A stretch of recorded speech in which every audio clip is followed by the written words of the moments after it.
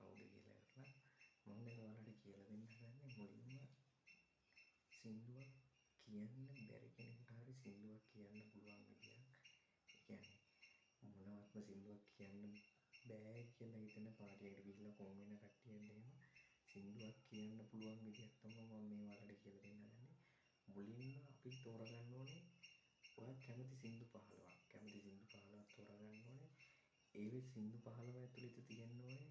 එතකොට සෑඩ් ඒ කියන්නේ දුක හිතෙන සින්දු තියෙන්න ඕනේ. එතකොට හයි ටෙම්පෝ ඒ කියන්නේ වේගෙන් යන සින්දු තියෙන්න ඕනේ. සතුට හිතෙන සින්දු තියෙන්න ඕනේ. ඔය වගේ සින්දු අපි 15ක් තෝරගමු. 15ක් තෝරගෙන ඒක අපි මේ 15 කියලා බලන්න ඕනේ. ඒ කියන්නේ එක දිගට කියන්නේ එක සින්දුවක් කියනවා. ඒ කියන්නේ ඔයාගේ ටෝන් එක අනුව ඔයාලට සින්දුවක් කියන්න බැරි වෙන්න පුළුවන්. يعني පෙරක් කට්ටිය කටහඬවල් තියෙනවා, කටහඬවල් ගොරෝසු කට්ටිය ඉන්නවා.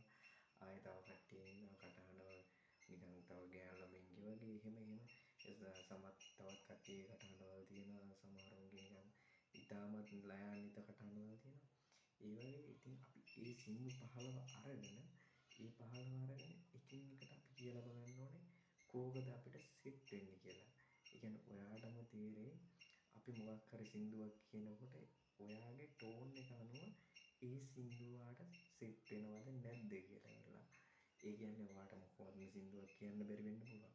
සමහරවිට එතන තියෙන්නේ ඔයා තෝරගන්න සින්දුවේ සින්දුව අනුව ඔයාට කියන්න බැරි වෙන්න පුළුවන්. ඒ කියන්නේ ඔයා සමහරවිට ගායකයෝ ඉන්නවා. තවත් වැදගත් දෙයක් කියන්නේ ගායකයෝ හිටියා කියලා ඒ කට්ටියගේ කටහඬවල් තමන් කවදාවත් අනුකරණය කරන්න යන්න හොඳ නැහැ.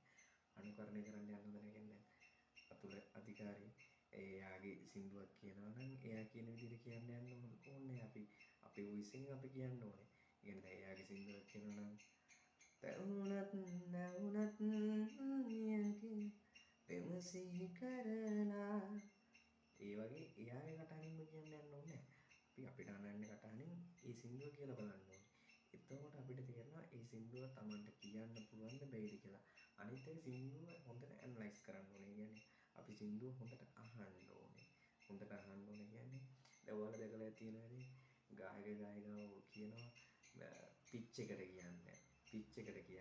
එකට කියන්න පිච් අවුට් එහෙම කියලා ඕනේ තරම් කට්ටිය කියනවා ඔයාලට සින්දු කියන්න බෑ මෙහෙමයි ඔයා පිච් එකට ආවේ නෑ එහෙම ඒක නම් මම ඒක එච්චර මේ හිතන්නෙත් නෑ ඒක එච්චර මම ඔයාලට කියන්නෙත් නෑ මොකද දන්නවද මේ ලෝකේ කාටවත් පිච් එකට කියන්න පුළුවන් කියලා දෙයක් නෑ මොකද දන්නවද පිච් එකට කියන්න පුළුවන් කියන්නේ සාමාන්‍යයෙන් අපි කීබෝඩ් එක ගත්තොත් සා කියන නෝට් එක ගහුවා ඒක සා විතරයි ඒක ෆික්ස් ටෝන් එකක් හරිද එතකොට අපිට ඒකට ළඟට කියන්න පුළුවන් සා කියලා හරිද ඒ වගේ අපිට